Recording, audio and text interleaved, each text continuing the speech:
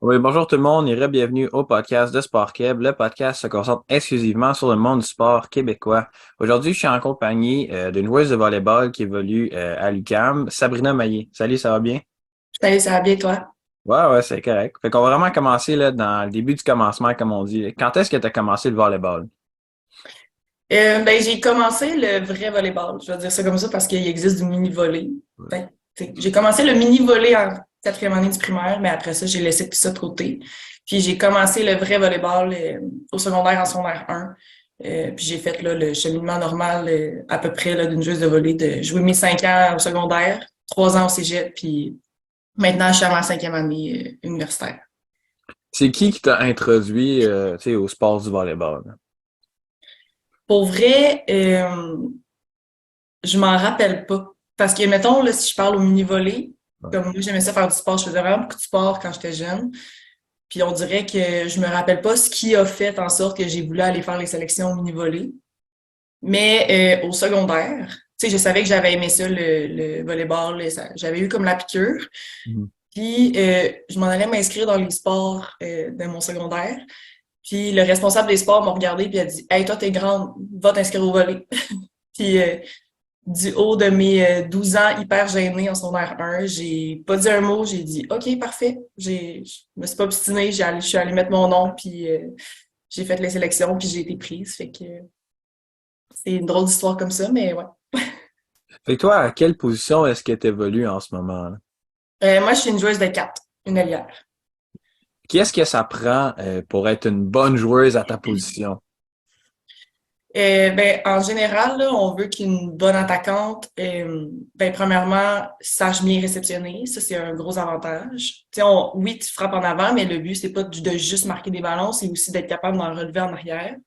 Fait que d'être bonne en réception, bonne en défensive. Mais spécifiquement à l'attaque, je pense que le meilleur truc, c'est vraiment d'avoir plusieurs, comment je dirais ça, comme plusieurs skills, genre d'être capable de frapper à plusieurs endroits, puis de voir ton bloc. Fait que de voir, pour pas frapper dedans, évidemment, là, tu sais, il y a des filles qui veulent te bloquer, fait que si tu le vois, ben déjà là, en partant, ben ça va te donner, ça va te faciliter la tâche pour frapper de l'autre côté du terrain sans te faire bloquer. Fait que ça que tu dis, c'est vraiment important d'être polyvalent sur de la façon que tu peux mettre le ballon de l'autre bord du terrain, là. Ouais, ben le poste d'attaquant, c'est ben de joueuse de 4, c'est puis je dirais aussi joueuse de 2, mettons, parce que c'est à l'opposé du passeur.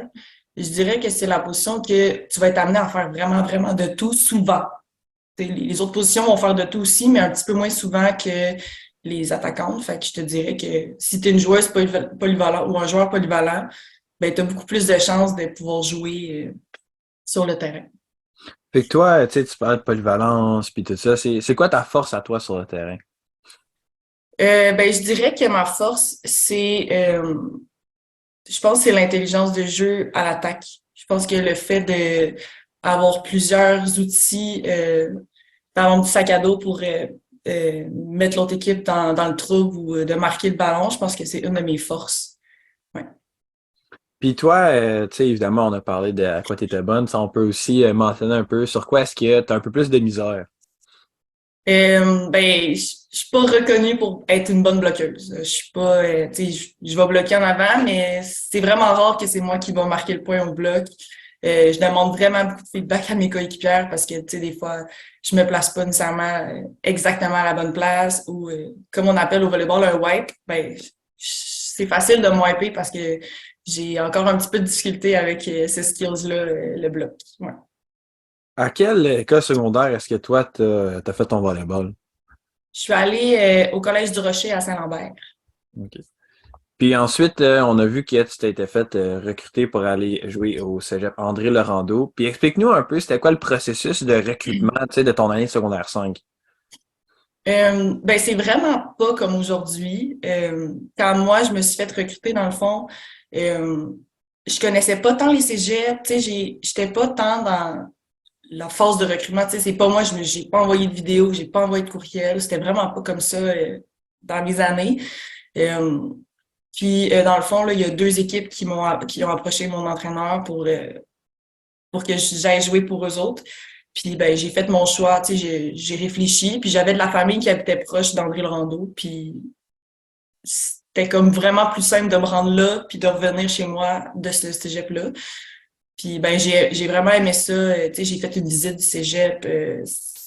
J'ai vraiment aimé l'équipe. Puis c'est ça un peu qui a fait pencher la balance. Et surtout le fait que j'avais de la famille proche qui habitait là. Parce que moi, j'habite sur la rive sud de Montréal. Donc, tu sais, à la salle puis rive sud, c'est quand même un bon chemin, là. Mais ouais, le processus a été quand même long. Ben, tu sais, ça a duré toute mon année de secondaire 5. Ben, c'est sûr que, tu sais, avoir de la famille proche puis ta résidence proche, plus ça t'aide un peu à te sentir plus, tu sais, à la maison, là. Ouais, Ça rend aussi, surtout pour les études, un peu plus facile parce que si t'as beaucoup de cheminement à faire, t'es retourné chez vous, t'as pas de temps pour les études, là. ouais, exactement. Fait qu'en parlant de volleyball encore plus un peu maintenant, t'as fait la première équipe étoile collégiale en 2016-2017.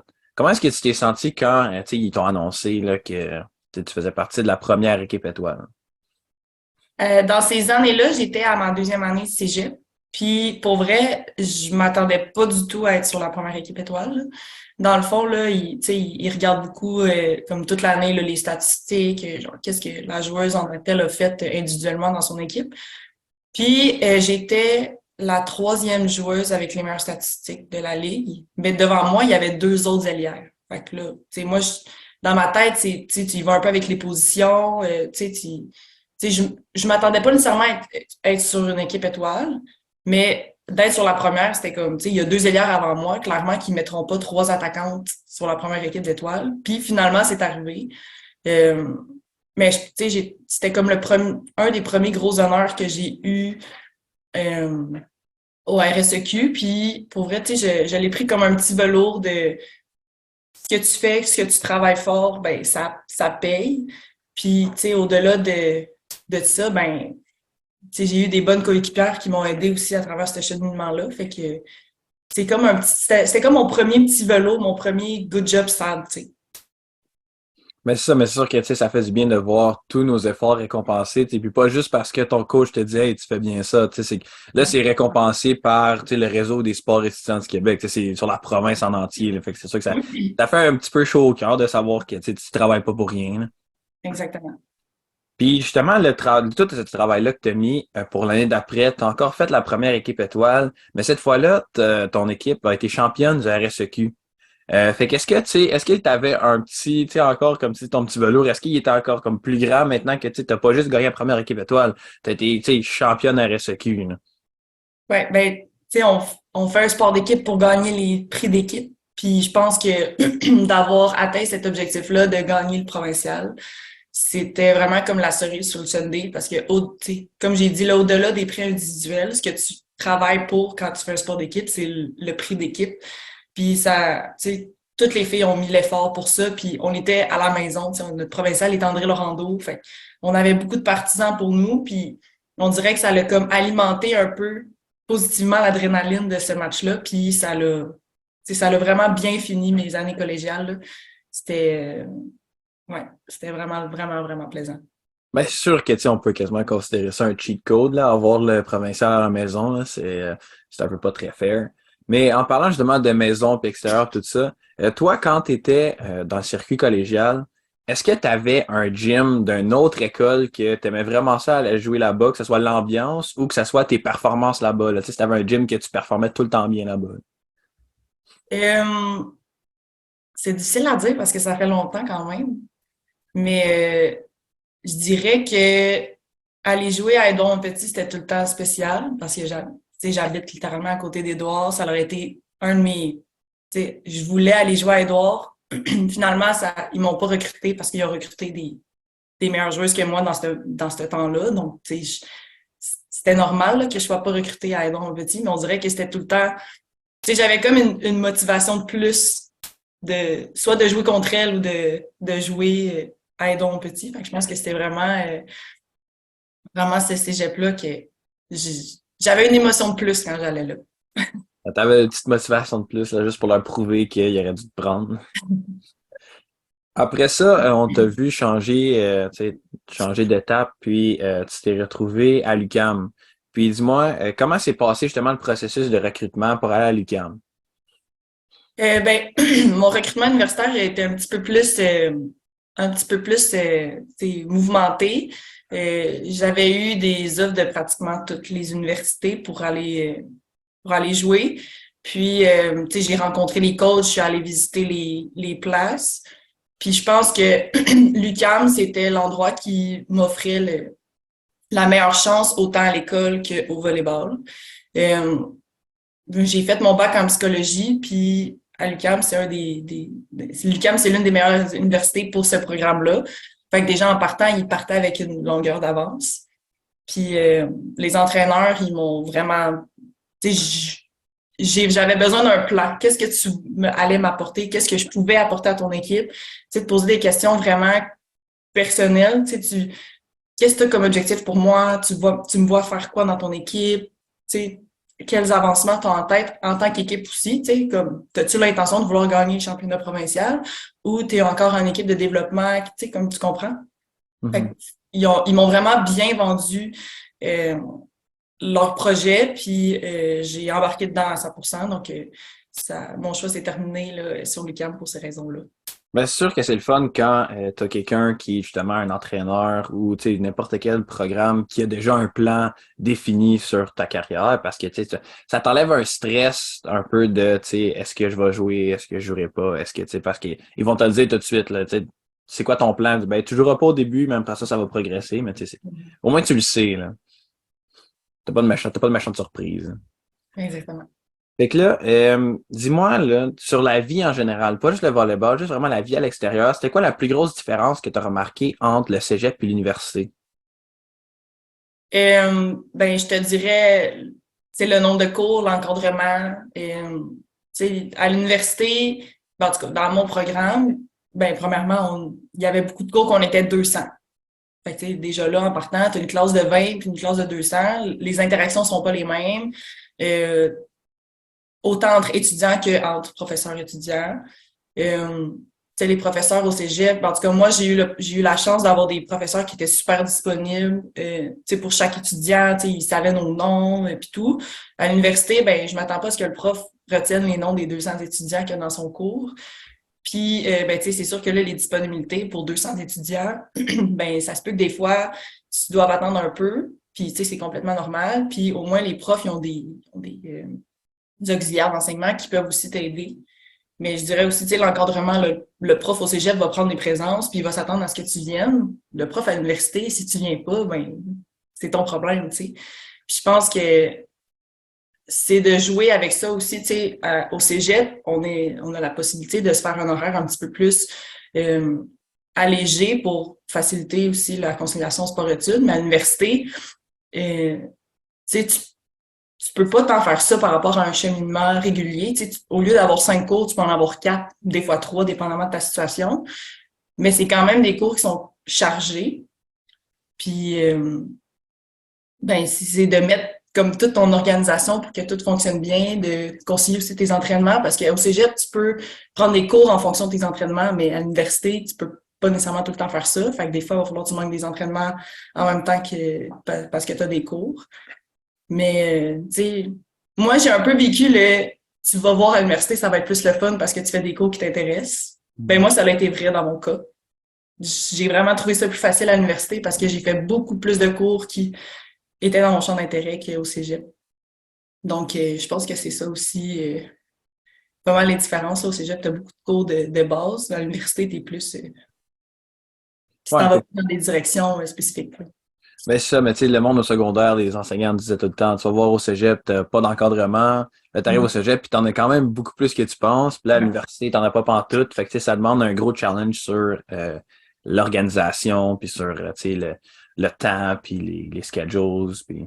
Mais là, on va retourner un peu plus dans le volley. Là. C'était quoi la plus grosse différence que tu as vue entre le niveau du cégep et le niveau universitaire, strictement sur le volleyball? Premièrement, la vitesse de jeu. Là, je pense qu'une fois que tu te rends à l'université, c'est comme un peu un entonnoir là, qu'ils veulent faire. Fait que, tu sais, secondaire, cégep, université. Fait que, tu te ramasses avec les meilleurs athlètes de ton entourage du Québec qui performent une contre l'autre et ensemble.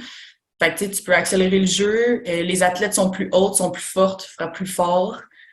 Euh, Il y a beaucoup de joueuses qui sont hyper intelligentes, qui ont beaucoup de skills. Fait que je pense que c'est juste l'ordre des choses que ben plus que tu montes, plus que le niveau est fort. Fait que plus tu dois t'améliorer, plus tu dois travailler fort pour accoter ce niveau-là. C'est c'est souvent les meilleures joueuses, c'est une collégiale qui s'en vont jouer universitaire, donc la compétition est encore plus forte, je trouve, puis c'est encore plus le fun et challengeant. Ouais, ben c'est ça, parce que c'est le rendu. Tu sais, ça va quasiment par processus d'élimination. Là. Tu sais, t'as beaucoup de monde qui joue au secondaire, là, tu sais. Tous ceux qui se font pas recruter au cégep, ils se font éliminer. Tu sais, encore, comme tu dis, encore moins de monde qui se font recruter universitaire. Fait que tu sais, ça vient que c'est quasiment, c'est quasiment le plus haut niveau de volleyball que tu peux trouver. Mhm. Puis, dans ta première année, tu as reçu la recrue de l'année à RSEQ. Puis, c'était quoi le feeling quand tu as su ça, tu sais, que c'était un gros challenge, tu sais, tu fais un step-up dans ta vie personnelle à cause que tu sais, plus de temps, volley, c'est encore meilleur. Puis toi, tu es quand même reconnu comme quelqu'un, tu sais, qui s'est démarqué malgré que c'est ta première année. Comment est-ce que tu te sentais quand ils t'ont annoncé comme tu étais gagnante? Ben encore une fois, c'est un petit velours de voir que tu sais, tes efforts sont récompensés, que finalement, ben, tu étais prête. Tu sais, c'est un peu comme la confirmation que tu étais prête à jouer, que tu as aidé ton équipe à performer aussi. Puis, tu sais, j'avais des vétérans qui étaient tout le temps là pour moi, qui m'aidaient à travailler plus fort, qui me donnaient des trucs, qui étaient tout le temps là pour me supporter. Fait que, tu sais, encore, c'est comme, c'est vraiment le fun, tu sais, de sentir ça dans ton équipe, puis qu'en plus, tu sais, encore une fois, ça a été reconnu au niveau RSEQ, là. Je pense que c'était un bel accomplissement pour moi, surtout que ben c'est ça, là, j'étais pas tu sais, je suis pas l'athlète la plus grande, je suis pas l'athlète la plus costaud, je suis pas l'athlète la plus forte, mais ça m'a quand même permis de performer, là, fait que, ouais. Ben justement, tu sais, on fait un saut quelques années plus tard, puis cette année, dans la saison 2022-2023, tu as eu la chance de gagner la joueuse par excellence, là, tu sais, le MVP du circuit RSEQ. Ça, est-ce que ça donne un peu le même feeling que recrue de l'année ou c'est vraiment à un autre niveau, là? Ben, je pense que c'est à un autre niveau parce que je trouve, mettons, recrue de l'année, c'est un petit peu plus individuel, je trouve, comme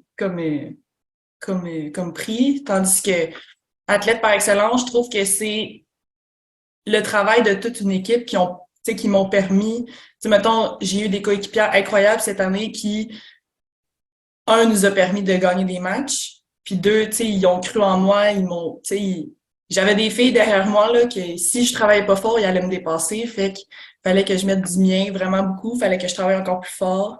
Mes coéquipières ont tout le temps été là pour me supporter, fait que pour vrai, tu sais, on a gagné des matchs en équipe, qui a fait qu'on a fini première de saison. Puis après, ben, ça nous permet d'avoir des belles reconnaissances comme ça, individuelles, mais c'est partie d'un travail d'équipe. Puis on dirait que ce prix-là, pour moi, mettons individuellement, veut dire encore plus quelque chose parce que depuis que je suis jeune, je suis pas l'athlète typique qui va réussir, qui va connaître les succès, qui va faire gagner son équipe. Au secondaire, moi, il y a des entraîneurs qui m'ont dit que je serais jamais assez bonne pour jouer une collégiale, fait qu'ils me recrutaient pas. Ou que je serais jamais l'athlète dominante. Je vais juste être une petite wipeuse qui fait des shots puis qui est gossante.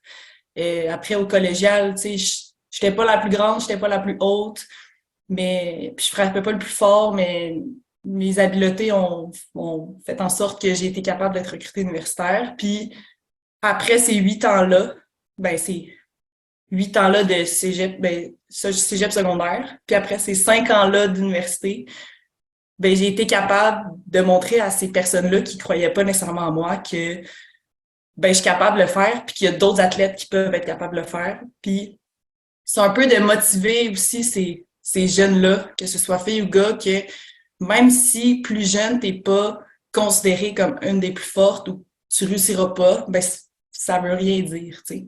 On parle beaucoup de tests physiques, puis c'est vraiment, vraiment important là, au volleyball, les tests physiques, parce que si tu t'es pas capable de sauter genre plus haut que le filet, ben tu sais, tu feras rien. Mais je pense que si tu t'attends, tu sais, si tu mets beaucoup du tien pour améliorer tes tests physiques, mais que tu mets beaucoup du tien pour être vraiment bon au volleyball, tu sais, avec le ballon, sans ballon, je pense que tu sais, n'importe qui peut se rendre là. Puis je pense que je suis le meilleur exemple parce qu'il y a beaucoup de coachs qui m'ont dit que je serais jamais capable de jouer ce collégial. Puis là, ben, voilà où j'en suis. Fait que, Ben, c'est sûr que, tu sais, là, t'es pas mal, tu sais, quasiment le pic du volleyball RSEQ, là, ça, c'est sûr. Mais en même temps, tu sais, tu parlais que ton équipe a fini première, tout ça, puis dans le fond, c'est ce que tu me dis, c'est que tu sais, ton titre d'athlète par excellence, ça a été comme un peu, c'est que ton équipe t'a permis de briller vraiment au meilleur de tes compétences parce que tu sais, ils étaient bonnes aussi eux autres, là. mhm. Fait Ouais. que aussi, vous avez gagné le championnat RSEQ justement cette année. Puis dis-moi là, c'était lequel qui était le mieux? Celui que tu avais gagné au Cégep ou celui que tu as gagné à l'université? Je te dirais que c'est deux feelings vraiment différents. Malgré que dans les deux équipes, on avait exactement le même objectif, c'était d'avoir notre participation au Canadien puis de performer. Dans les deux cas, dès qu'on gagnait la demi-finale, on se qualifiait pour le championnat canadien, vu qu'il y avait deux équipes du Québec à ces deux moments-là qui y allaient. Donc, les deux fois, on a pris la finale comme, tu sais, on veut la gagner, mais la pression est partie. On veut avoir du plaisir à jouer, on veut comme, tu sais, on veut gagner en ayant du plaisir, on veut pas se taper sur la tête, puis, tu sais, se mettre de la pression puis du stress pour gagner ce match-là, pour se qualifier pour les Canadiens. Mais ça, comme je te dis, tu sais, au collégial, c'est un match. Tu gagnes la finale ou tu la perds, puis c'est terminé. Puis, tu sais, ça a été spécial d'avoir nos partisans, mais on dirait qu'universitaire, c'est un 2 de 3. Fait que faut que tu sois bonne, faut que ton équipe gagne deux fois pour gagner la bannière.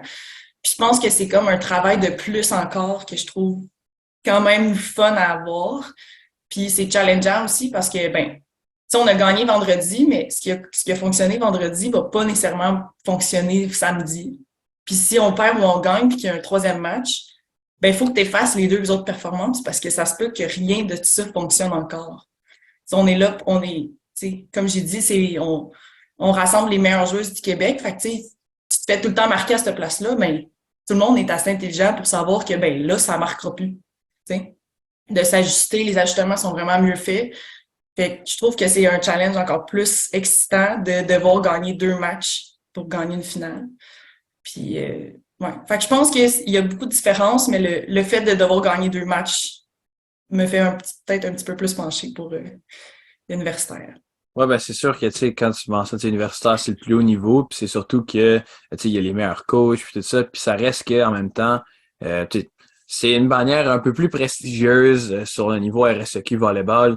Fait que c'est sûr que si ça marche, s'il y a quelque chose qui marche pas vendredi, tu vas pas le refaire samedi parce que tu la veux, cette bannière-là. Ouais. Ensuite, moi j'avais une question un peu plus sur ton cheminement après, tu sais, post-universitaire.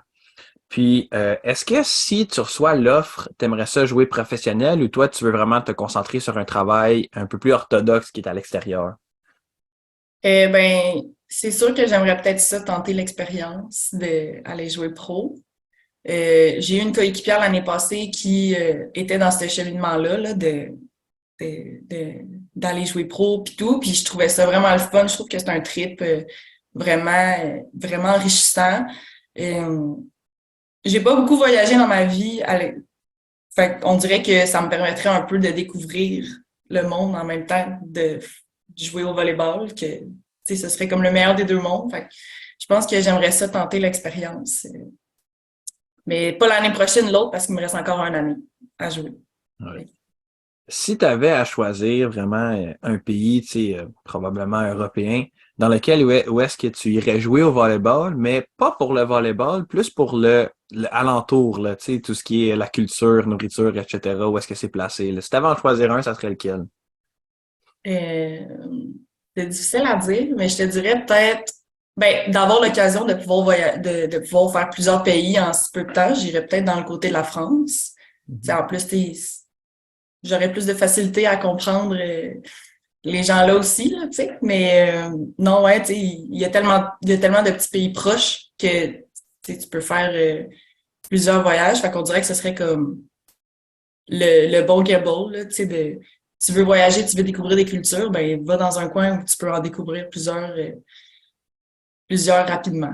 Fait Ouais, que, ben, il y a tellement de choses collées à France que ça. exactement. Et en Ouais. plus, leur système de volleyball là-bas est assez incroyable, là, fait que ça serait Mhm. un 2 pour 1. Là. Ouais. Je vais te poser la même question que je t'ai posée tantôt, mais sur le plan universitaire. C'est quoi ton gym préféré qui est pas celui de l'UQAM? Euh, ben, je pense que je pense que j'aime ça jouer à Sherbrooke. On dirait que même qu'on perde ou qu'on gagne, là, je parle, là, on dirait que ça va. C'est tout le temps facile de jouer là-bas, dans le sens que, tu sais, oui, le gym il est vert, puis c'est quand même un peu frappant à l'œil, mais au-delà de ça, tu sais, je trouve que tout est bien proportionné. Je trouve que genre l'environnement, tu sais, les ballons, on dirait que tout va bien là-bas. Je sais pas comment dire là, mais on dirait que j'aime ça jouer à Sherbrooke. C'est c'est un gym que, tu sais, j'ai l'impression que tout le monde saute plus haut, tout le monde frappe plus fort. Tu sais, c'est bon, super. Mais non, c'est ça, j'ai l'impression que tout va mieux. Il y a quelque chose de spécial qui se passe à Sherbrooke. Ouais, Ben, quelque chose dans l'air à Sherbrooke qui est différent. Là. exactement. Puis toi, je vais te poser ma dernière question qui est un peu plus, tu sais, quasiment personnelle. C'est quoi pour toi un athlète modèle? Un athlète modèle, tu Mhm. parles, une coéquipière modèle ou Ben juste, tu sais, un athlète modèle dans ta société, là, vraiment. ben, un athlète modèle, c'est vraiment c'est un athlète qui se donne toutes les chances de performer autant dans son sport qu'à l'extérieur de son sport. Euh, j'ai pas de recette miracle, j'ai pas de morale à donner, dans le sens que je me considère pas nécessairement tout le temps un athlète modèle, comme je pense pas que n'importe qui peut se considérer comme un athlète modèle à 100% du temps, parce que on est des humains, et on a des besoins, on a des relâchements, mais je pense que quand tu donnes dans les moments importants la chance à 100% de performer, je pense que c'est ça un athlète modèle, que ce soit, tu sais, dans donner le meilleur de soi-même en pratique, peu importe la situation. Tu sais, j'ai étudié en psycho, puis je trouve que c'est important que chaque athlète soit conscient de comment il se sent au moment de, tu sais, des entraînements ou des matchs. Tu sais, on dit souvent pour donner son 100%, mais ton 100%, c'est quoi? Tu sais, aujourd'hui, ton 100%, c'est peut-être pas le même que hier, puis ce sera peut-être pas le même que demain. Mais il faut que tu sois conscient de c'est quoi ton 100% d'aujourd'hui, puis te donner la chance de le produire. Tu sais, si ton 100% d'aujourd'hui, ça correspond à 50% d'hier, ben tu peux pas te sentir mal de ça parce qu'aujourd'hui, tu te sens pas, tu sais, encore mieux. Fait que, tu sais, c'est tout le temps donner le 100% que tu peux donner individuellement sans avoir un barème de ça, c'est mon 100%, il faut toujours que j'atteigne ça parce que on est humain, on peut pas toujours atteindre cet idéal-là qu'on voudrait tous. Puis, tu sais, que ce soit en musculation, l'alimentation, les habitudes de vie, le sommeil, tu sais, tout ce qui te permet en tant qu'être humain de fonctionner, là. C'est la rehab si tu as des blessures ou prendre soin de tes blessures, tu sais, mieux prévenir que guérir, là, comme on dit. Mais ouais, je pense que c'est pas mal ça pour moi, un athlète modèle. Ouais. Fait que prendre soin de toi puis travailler fort. Là. Exactement. Ben écoute, merci Sabrina, c'était vraiment le fun. J'ai bien aimé ça partager avec toi ta super grande expérience universitaire. Là. Merci Puis à je suis sûr toi. que les gens aimaient ça à la maison aussi. Là. Mhm. Fait que bon.